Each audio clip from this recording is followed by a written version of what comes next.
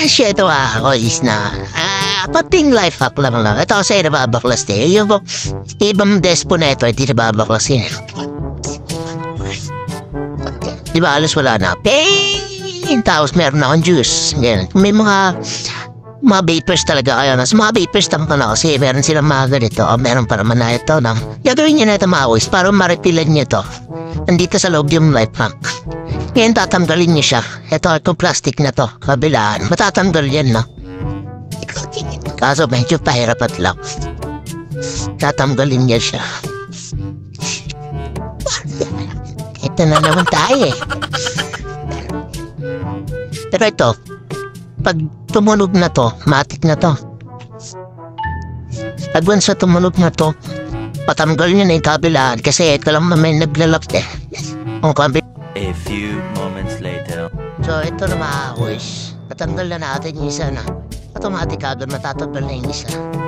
Itong rubber matatanggal na rin ito. Ingatan niya lang ito na huwag maghiwalay. Kaya mabubunot niya siya. Ayan. Diba, tanggal natin. Yan, maghiwalay kasi ito eh. Ayan, ingatan niyo yung wire na yan.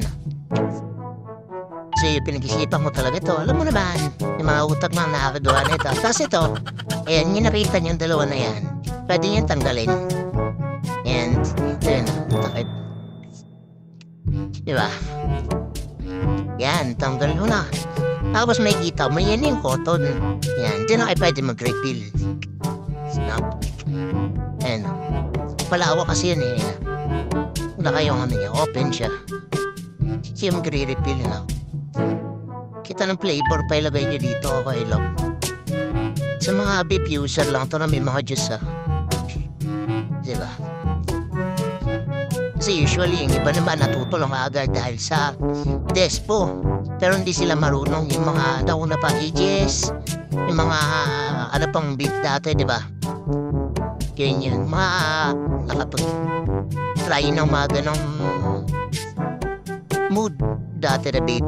Yan, diba? Refill. At least hindi natitingga. Maubos man. Ito kasi naubos na. Bali, pangalawa. Ay, pangatlo ko ng refill to, no? Ay, pangalawa pala. Tama. Pangalawa.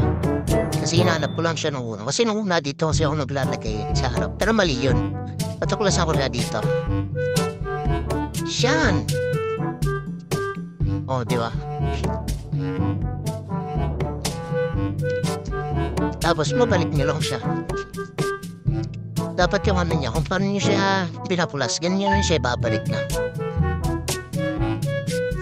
Sa ganito naman flavor na ganitong version ng siya, pwede niyo siyang gamitin Tapos ang niya ibabalik, ito, ang goma niya. Salpon mo yung goma. Babalik niya.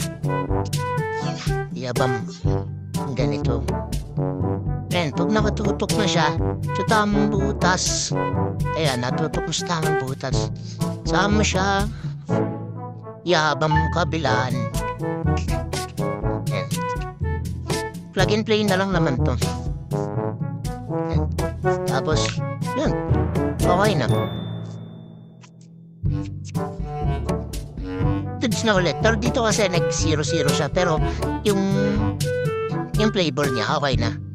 Doon sa flavor na nilagay mo. Watermelon pala to. Ice watermelon. Watermelon din yung ito na big juice na flavor. Kailangan sure lang.